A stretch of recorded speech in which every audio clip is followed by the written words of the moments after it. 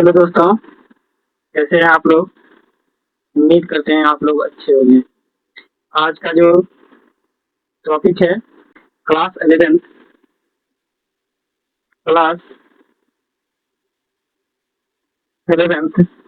Science chemistry science chemistry chapter 2। ठीक, ये first chemistry का है, पार्ट 1 का चैप्टर 2, जो कि अभी हम एक्सप्लेन करेंगे और जिसको हम अंडरलाइन करेंगे उसका आप नोट्स बना लेंगे। पीडीएफ डायरेक्ट बुक का है, जो आप लोगों को समझने में दिक्कत नहीं होगा। इस चैप्टर को आप अच्छे से समझिए और चैनल को सब्सक्राइब भी कर लीजिए। इसका दोनों पार्ट 1 और पार्ट 2 का पूरा इसी चैप्टर पर इसी यूट्यूब चैनल पे पढ़ाया जाएगा। ठीक है, इसलिए आप लोग इसको सब्सक्राइब कर लीजिए। चैप्टर का नाम है दोस्तों परमाणु की संरचना।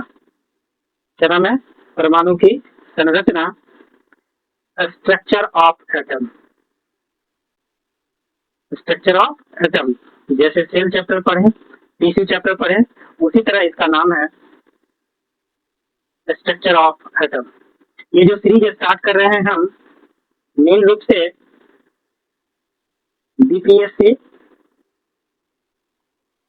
बीएसएससी, रेलवे,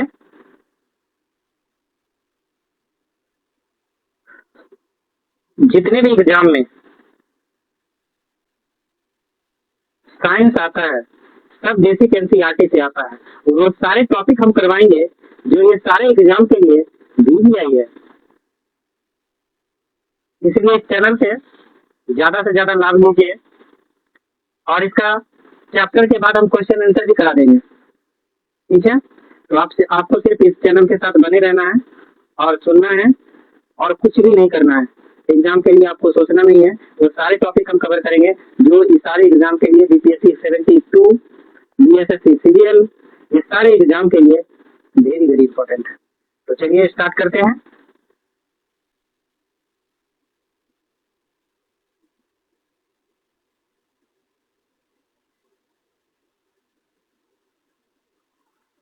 आइए कुछ कहानी पढ़ते हैं। कहता है विभिन्न तत्वों के रासायनिक व्यवहार में प्रचुर विविधता उनके परमाणु को आंतरिक संरचना में निहित विविधता में प्रतिरेखित होती है। अब इसमें हमको पढ़ना क्या क्या है, इस चैप्टर को पढ़ने का उद्देश्य क्या क्या है, ये सबसे पहले ओवरव्यू हम लोग जान लेते हैं। इस चैप्टर में हम लोग क्या क्या पढ़ेंगे ये जान लीजिए। पढ़ेंगे इसमें एटम के अंदर, सपोज कीजिए ये मेरा एटम है, क्या है ये? एटम है। एटम के अंदर इलेक्ट्रॉन, प्रोटॉन, न्यूट्रॉन की खोज एवं उसका परिचय, Thompson model, Rutherford model, bore का परमाणु मॉडल, परमाणु के क्वांटम मॉडल, विद्युत चुंबकीय विकिरण, प्लांट क्वांटम का सिद्धांत, प्रकाश विद्युत प्रभाव का परमाणु का स्पेक्ट्रम लक्षणों का वर्णन, डी ब्रॉगली का प्रिंसिपल,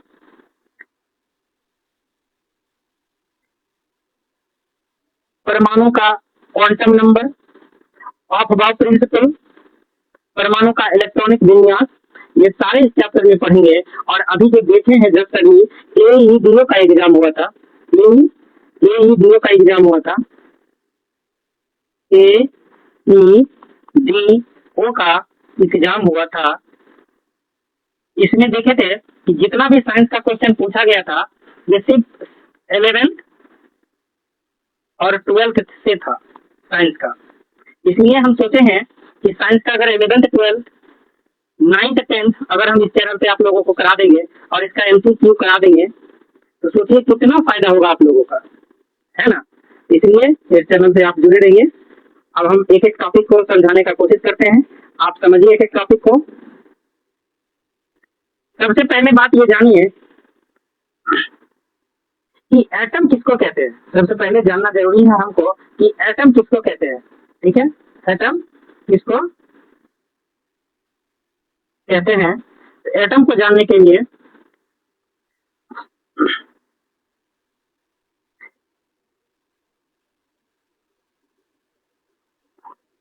सपोज कीजिए कोई भी पदार्थ है, पदार्थ क्या, कोई भी पदार्थ है, ठीक। इस पदार्थ का एक समय ऐसा आता है जिस समय हम अब उसको टुकड़े नहीं कर सकते, क्या, अब उसको टुकड़े नहीं कर सकते, जो अविभाज्य है। मतलब सपोज कीजिए एक पेपर का टुकड़ा लिए, उस टुकड़ा को तोड़ते तोड़ते तोड़ते थे एक कंडीशन ऐसा आएगा जिसमें हम उसको नहीं तोड़ सकते, जिसमें हम उसको नहीं तोड़ सकते, उसी को हम क्या कहते हैं, परमाणु कहते हैं। क्या कहते हैं, परमाणु कहते हैं, और हिंदी में एटम कहते हैं, ठीक है। क्या कहते हैं, परमाणु, और उसी को हम एटम कहते हैं, ठीक है। अब यहाँ जो बुक में दिया है इसको देखिए, भारतीय एवं यूनानियों दार्शनिक द्वारा बहुत पहले लगभग ये घटना जो बताया गया है, साइंस को जो इस चैप्टर इस पे जो काम किया जा रहा है, आज से 400 ईसा पूर्व से काम किया जा रहा है। कितना, 400 ईसा पूर्व का अवधारणा क्या था, उस बात को अभी हम पढ़ रहे हैं।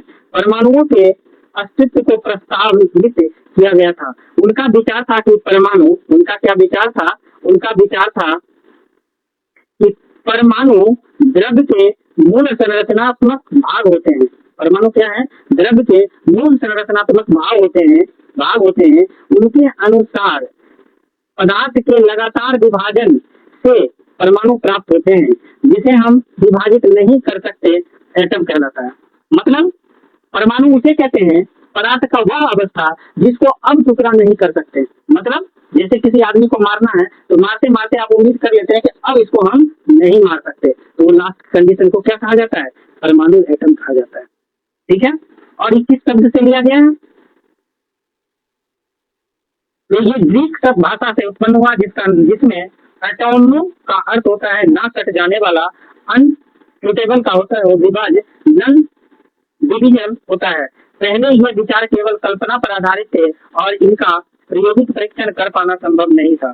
बहुत समय तक ये विचार किसी प्रमाण के बिना ऐसे ही चलते रहे, परंतु 18वीं शताब्दी में वैज्ञानिकों ने इन पर फिर से बल देना शुरू कर दिया। आज से 400 ईसा पूर्व जब कहा गया था कि परमाणु एक अविभाज्य कण है, तो उसको लोग मान लेते थे, जैसे आज के भी टोक टाक का लोग मानते रहता है। अगर रास्ता में जा रहा है तो गिल्ली काट दिया, तो उसको क्या समझता है, इन्हें गिल्ली काट दिया, वो सही है गलत है उससे कोई मतलब नहीं है उसको, लेकिन वो मानते रहेगा कि बिल्ली अगर काट देती रास्ता से हमको नहीं जाना है। उसी तरह पहले आज से 400 ईसा पूर्व जो माना गया था क्या कि परमाणु एक अविभाज्य कण है, उसको मानते रहे। लेकिन 18वीं शताब्दी में जब बात आया तो 1808 में क्या, 1808 में जॉन डाल्टन नामक एक ब्रिटिश स्कूली अध्यापक ने पहली बार वैज्ञानिक आधार पर द्रव्य का परमाणु से ध्यान प्रस्तुत किया। क्वेश्चन आएगा कि परमाणु से ध्यान कौन प्रस्तावित किया, तो बताइएगा जॉन डाल्टन। कब किए थे, तो 1808 में, ठीक है। द्रव्य का परमाणु सिद्धांत कौन दिए, जॉन डाल्टन 1808 में दिए। उनका सिद्धांत जिसे हम डाल्टन परमाणु सिद्धांत के नाम से जानते हैं, इन्हीं का सिद्धांत को किसके नाम से जानते हैं, डाल्टन के परमाणु सिद्धांत के नाम से जानते हैं। परमाणु को पदार्थ का मूल इकाई कहा जाता है, परमाणु को पदार्थ का मूल इकाई माना जाता है, फंडामेंटल यूनिट से माना जाता है। परमाणु के डाल्टन के परमाणु सिद्धांत से द्रव्य के संरक्षण के नियम, संगठन के नियम तथा गुणित अनुपात के नियम की सफलतापूर्वक व्याख्या की जा सकती है। परमाणु डाल्टन के जो परमाणु सिद्धांत के हैं, डाल्टन के परमाणु सिद्धांत से इसके द्रव्यमान के संरक्षण के नियम को भी व्याख्या किया जा सकता है। लेकिन कई प्रयोगों के परिणामों को वर्णित करने से विफल रहा। लेकिन केमिस्ट्री का एक सबसे बड़ा रूल है, जान जाइए दोस्तों, कि बहुत सारे वैज्ञानिक अपना अपना ओपिनियन देते हैं और तब तक उनका ओपिनियन वैलिड रहता है जब तक कि दूसरा साइंटिस्ट अपना ओपिनियन प्रूफ के साथ नहीं दे देते। उसी तरह डाल्टन का जो परमाणु सिद्धांत था, वो उनके सिद्धांत में कई प्रयोगों परिणामों में वो विफल रहा। उदाहरण के लिए कांच अथवा एनोवेट, रेशम अथवा फर के साथ घिसने पर विद्युत आवेश उत्पन्न होती है। अब इनका कहना था ये अविभाज्य कण है, लेकिन यहाँ बात यह ज्यादा है, जैसे कांच हो गया, एनोवेनाइट हो गया, क्या हो गया, कांच हो गया, जैसे कांच हो गया, एनोगोनाइट हो गया, रेशम अथवा फायर के साथ घिसने पर विद्युत आवेश उत्पन्न होती है। इस एकक को हमने प्रायोगिक परीक्षणों के आरंभ किया। उसके बाद बात आया 19वीं शताब्दी के अंत और 20वीं शताब्दी के प्रारंभ। 18वीं शताब्दी में इतना बात हुआ, उसके बाद 19वीं शताब्दी, फिर 20वीं शताब्दी के शुरुआत में आरंभिक वैज्ञानिक कह रहे थे। इससे स्थापित हुआ कि परमाणु छोटे कण, परमाणु जो है छोटे कण से यानी इलेक्ट्रॉन, प्रोटॉन और न्यूट्रॉन से बने होते हैं। जॉन डाल्टन की धारणा बिल्कुल अलग थी। बाद में यह बात पता चला कि ये जो मेरा चतुर्थी, ये मेरा एटम है, क्या है ये मेरा एटम है। क्या ये एटम सिर्फ अकेले है? नहीं। जैसे एक घर में, ये मेरा चतुर्थी घर है, इस घर में क्या एक अकेला आदमी रहता है? नहीं। ये देखा गया कि ये परमाणु जो है, ये एटम जो है, एटम में प्रोटॉन, न्यूट्रॉन और इलेक्ट्रॉन मौजूद है। क्या मौजूद है? मौजूद रहता है। क्या क्या दोस्तों, क्या क्या मौजूद रहता है? इलेक्ट्रॉन, प्रोटॉन तथा न्यूट्रॉन। जो कि यह धारणा डाल्टन की धारणा से बिल्कुल ही अलग थी। क्या डाल्टन साहब ने जो कहे थे कि परमाणु अविभाज्य कण है, उससे ये बात बिल्कुल ही अलग था। अब हम लोग आते हैं अपारमाणविक कणों की खोज। क्या है? अपारमाणविक कणों की खोज। गैस में विद्युत विसर्जन आदि प्रयोग के परिणामों से परमाणु की संरचना के बारे में और जानकारी प्राप्त हुई। इस परिणामों की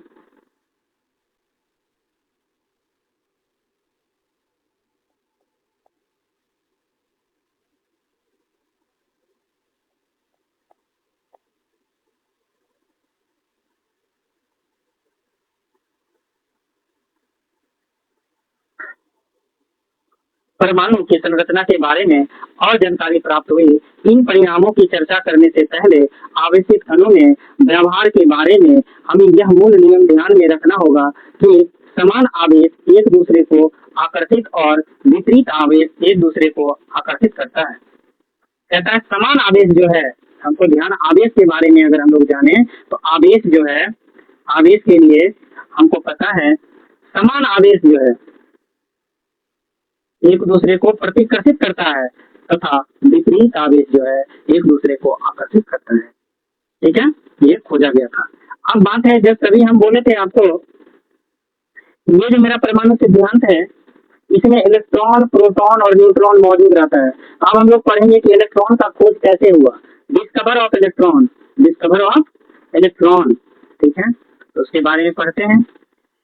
सन 1830 ईस्वी में माइकल फैराडे नामक ने सन 1830 में माइकल फैराडे ने दर्शाया कि यदि किसी विलयन में विद्युत प्रवाहित की जाती है, यदि किसी विलयन में विद्युत प्रवाहित की जाती है तो इलेक्ट्रोडों पर रासायनिक अभिक्रिया होती है, जिसके परिणाम स्वरूप इलेक्ट्रोडों पर पदार्थ का विसर्जन और विक्षेपण, डिकम्पोजिशन होता है। उसमें से कुछ नियम बताए गए हैं जिनके विषय में कक्षा 12 में हम लोग पढ़ेंगे। अभी आपको इतने जानना है कि यदि कोई विलयन में विद्युत धारा प्रवाहित की जाती है तो इलेक्ट्रोडों पर रासायनिक अभिक्रिया होती है, जिसके परिणाम स्वरूप इलेक्ट्रोडों पर पदार्थ का विसर्जन तथा निरीक्षण होता है। अब हम लोग आगे बढ़ते हैं। 1850 में के माध्यम से अनेक वैज्ञानिकों ने 1850 से के मध्य में अनेक वैज्ञानिकों ने विशेषकर कैथोड ने आंशिक रूप से निर्वासित नलिकाओं को कैथोड किरण और नलिकाएं कहा जाता है। इसमें कैथोड रेज का प्रयोग किया गया था, जिसको हम लोग कैथोड नलिकाएं के नाम से जानते हैं। ये विद्युत विसर्जन का आरंभ किया गया था, जो कि चित्र पॉइंट इतना में दिखाया गया है। देखिए चित्र पॉइंट 2.1 में देखिए यही दिखाया गया है। तो जैसे ये मेरा कैथोड है, जिसमें जैसे बैटरी में अभी हम लोग देखते हैं, और ये मेरा एनोड है। ठीक है, और ये क्या है कि यहाँ जो है तो प्रतिलेपन लेप लगा दिया गया है और ये मेरा निर्वात पंप है। क्या निर्वात पंप है और ये प्रतिदीप्त लेप है। जब हम दोस्तों यहाँ से उच्च वोल्ट को प्रवाहित करते हैं तो जब कभी भी हम इसमें हीट देते हैं ये एनोड रासायनिक अभिक्रिया करती है। कौन सा रासायनिक अभिक्रिया करती है? इलेक्ट्रोडों पर एक रासायनिक ठीक है, इलेक्ट्रोड जो है दोस्तों, इस इलेक्ट्रोड पे एक कैथोड रे और एक एनोड रे प्रेजेंट हो जाता है, जो कि देख रहे हैं 1850 के मध्य वैज्ञानिकों ने कैथोड किरण, क्या है कैथोड किरण नलिकाएं कहा जाता है। इसी को कैथोड नलिका कहा जाता है। ठीक है, कैथोड किरण नलिका कांच की बनी होती है। किसकी बनी होती है? ये कैथोड किरण नलिकाएं ये कांच की बनी होती है जिसमें धातु के दो पतले टुकड़े जिन्हें हम इलेक्ट्रोड कहते हैं। इसका जो ठीक है, ये जो प्लेट है इसको हम लोग इलेक्ट्रोड के नाम से जानते हैं। इस प्लेट को क्या कहते हैं? इलेक्ट्रोड कहते हैं। सील किए हुए थे गैस में विद्युत विसर्जन को गैसों में विद्युत विसर्जन सिर्फ निम्न दाब एवं उच्च विभव पर प्रक्षेपित किया जा सकता है। कांच की नलिकाओं में विभिन्न गैसों के दाब को निर्मात द्वारा नियंत्रित किया गया। इस प्रकार जब इलेक्ट्रोडों पर उच्च वोल्ट लागू की गई तो नलिका कणों की धारा के द्वारा ऋणात्मक ऋणात्मक क्या होगा? कैथोड जो होगा वो ऋणात्मक होगा और एनोड जो होगा वो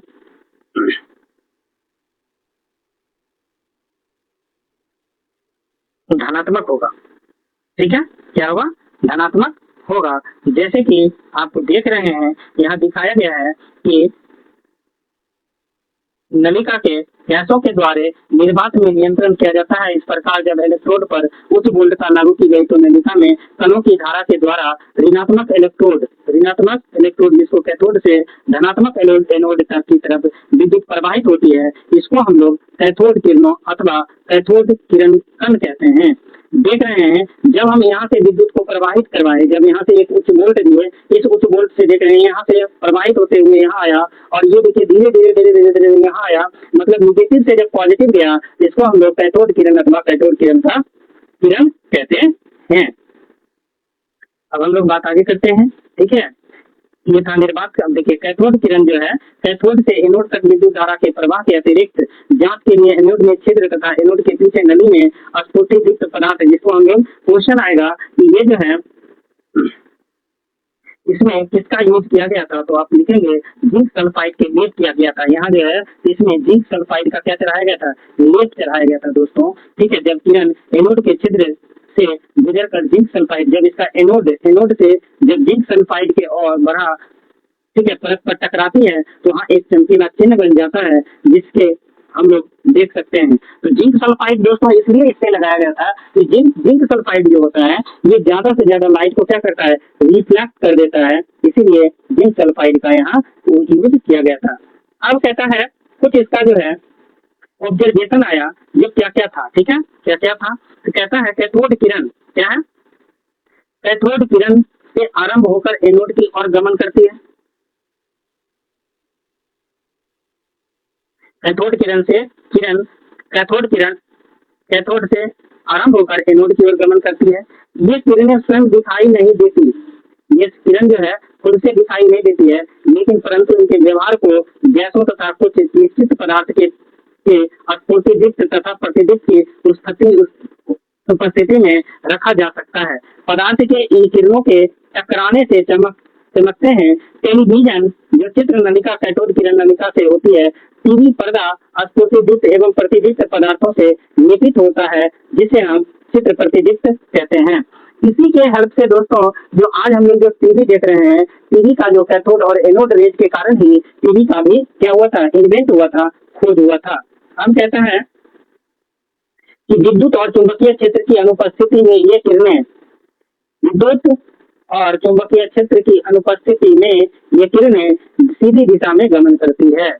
विद्युत एवं चुंबकीय क्षेत्रों की उपस्थिति में कैथोड किरणों के व्यवहार एवं ऋणावेशित कणों की अपेक्षा व्यवहार के समान होते हैं, जो यह सिद्ध करता है कि कैथोड किरण में ऋणावेशित कण होते हैं जिन्हें हम इलेक्ट्रॉन कहते हैं। इस कैथोड किरण में जो ऋणात्मक रेणु होता है उसको हम लोग इलेक्ट्रॉन के नाम से जानते हैं।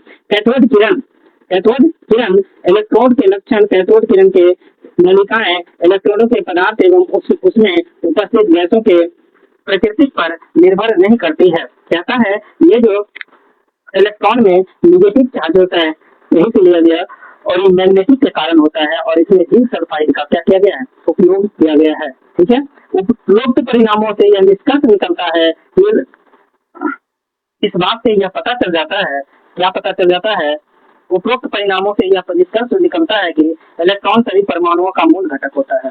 इलेक्ट्रॉन क्या होता है, सभी परमाणुओं का मूल घटक होता है। अब हम लोग बात करते हैं परमाणु का आवेश, इलेक्ट्रॉन का आवेश। ऐसे तो इलेक्ट्रॉन का आवेश नेगेटिव होता है, लेकिन क्यों होता है, कैसे होता है, ये जानना आपके लिए बेहद जरूरी है। ठीक, कहता है इलेक्ट्रॉन के आवेश एवं द्रव्यमान का अनुपात हमको जानना जरूरी है।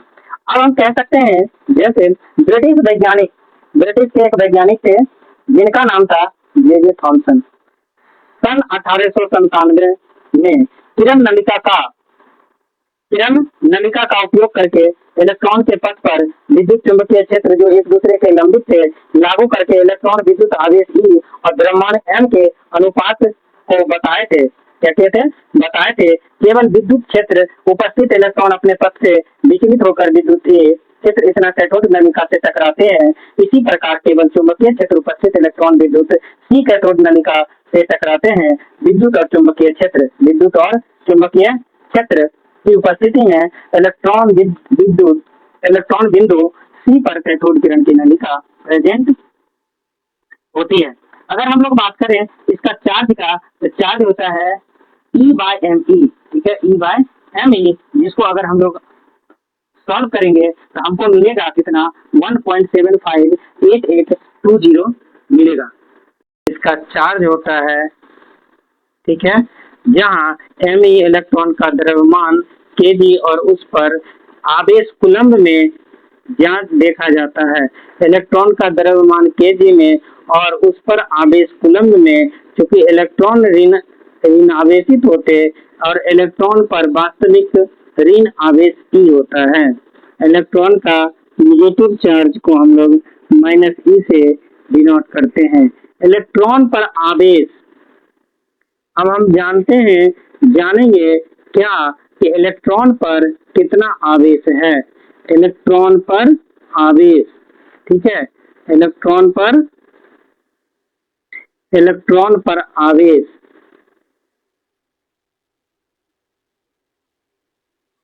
कहता है एक वैज्ञानिक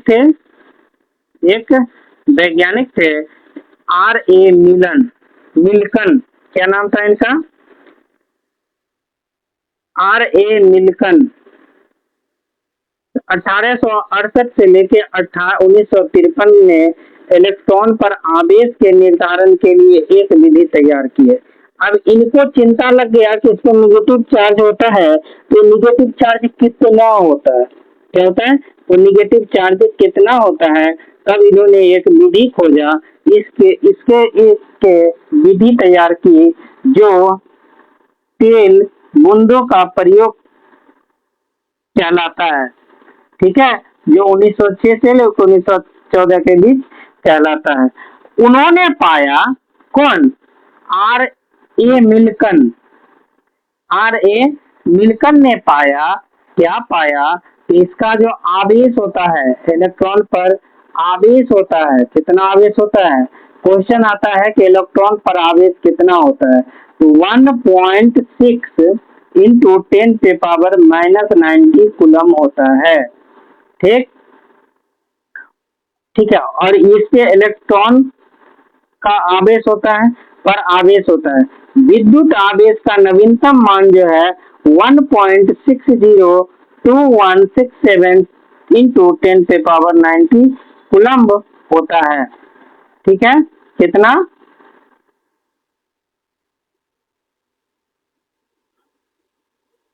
कितना, दोस्तों होता है।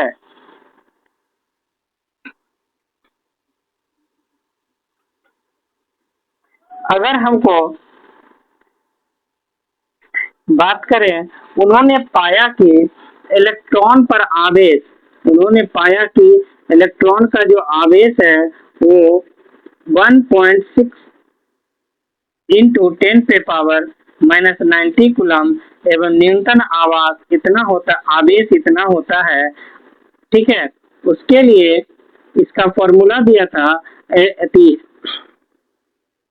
मास इलेक्ट्रॉन E/me, जिसका वैल्यू अगर हम सॉल्व करेंगे इसको तो हमको मिलेगा 9.1094 इंटू 10 पे पावर -31 किलोग्राम।